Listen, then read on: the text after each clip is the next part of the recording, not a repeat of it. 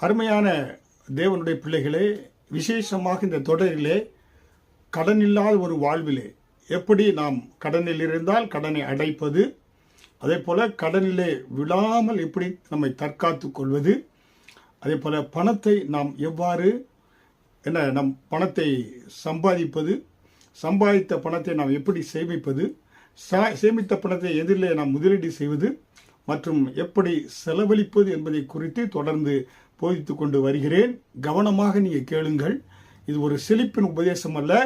வேத வசனத்தின்படியாக கடனில் இருந்தால் அதை அடைப்பதற்கு எப்படியாக எலிசா தீர்க்கதரிசி சகோதரிக்கு கற்றுக் கொடுத்தாரோ ஒரு விதவை தாய்க்கு, அதை அந்த வேத வசனத்தின் அடிப்படையில் உங்களுக்கு ஆலோசனையை நான் கொடுத்து கொண்டு இருக்கிறேன். கடந்த தொடரிலும் பணத்தை பெருக்குவது என்பதை குறித்து நான் உங்களுக்கு சொன்னேன். பணத்தை எப்படியாக பெருக்க வேண்டும், வருமானத்தை பெருக்குங்கள் என்று உங்களுக்கு நான் சொன்னேன்.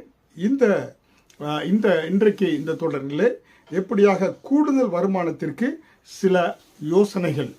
கடந்த தொடரில் சொன்னபொழுது ஒரு வருமானம் மட்டும் இல்லை, 2-3 வருமானம் இன்கம் ரிசோர்ஸை வைத்து கொண்டீர்கள் என்றால் ஒன்றில் ஏதாவது அடைபட்டு அங்கே பிளாக் ஆயிடுச்சுனாக்கா இன்னொரு பக்கம் அந்த ரிசோர்ஸ்லேருந்து உங்களுக்கு ஃப்ளோ அந்த பார்த்தீங்கன்னாக்கா உங்களுடைய எக்கனாமிக் ஃப்ளோ வந்து கொண்டே இருக்கும், இன்கம் வந்து கொண்டே இருக்கும்.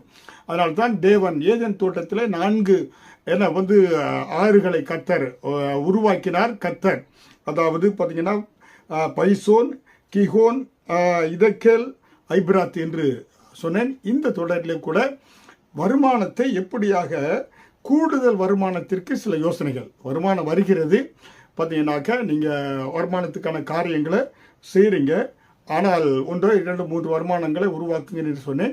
இப்பொழுது கூடுதல் வருமானத்தை எப்படியாக ஈட்டுவது, அதை எப்படியாக நாம் பெருக்கிக் கொள்வது என்பதை குறித்து இன்றைக்கு சொல்ல இருக்கிறேன். அதில் அப்போஸ்தலர் 8வது அதிகாரம் வசனம் 18 ஐஸ்வர்யத்தை சம்பாதிப்பதற்கான பலனை கொடுக்கும் கர்த்தர்.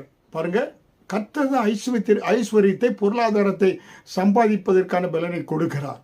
ஒரு அரசியல்வாதியோ தவறான வழிகளிலேயோ ஒரு பார்த்தீங்கன்னா போதைப் பொருட்களையோ இல்லை கள்ளச்சாராயமோ இல்லை அதன் மூலம் விட்டோ அரசியல் பணத்தின் மூலமாக இல்லை, பார்த்தீங்கன்னாக்கா தவறான வழிகளில் அல்ல, ஐஸ்வர்யத்தை சம்பாதிப்பதற்கான பலனை கர்த்தர் தான் உங்களுக்கு கொடுக்கிறார், ஆண்டவர் தான் உங்களுக்கு கொடுக்கிறாரு. அதனால நீங்கள் என்ன செய்யணும்னாக்கா உங்கள் கையின் பிரயாசங்களின் மூலமாக தான் கர்த்தர் உங்களுக்கு வருமானத்தை கொடுக்கக்கூடியவராக இருக்கிறார். ஹல்லேலூயா. அப்போ தேவனுடைய பிள்ளைகளாக இருக்கிற அநேகர் இன்றைக்கு பார்த்தீங்கன்னா முழு நேரம் வேலை செய்கிற 8 மணி நேரம் வேலை செய்கிறீங்க.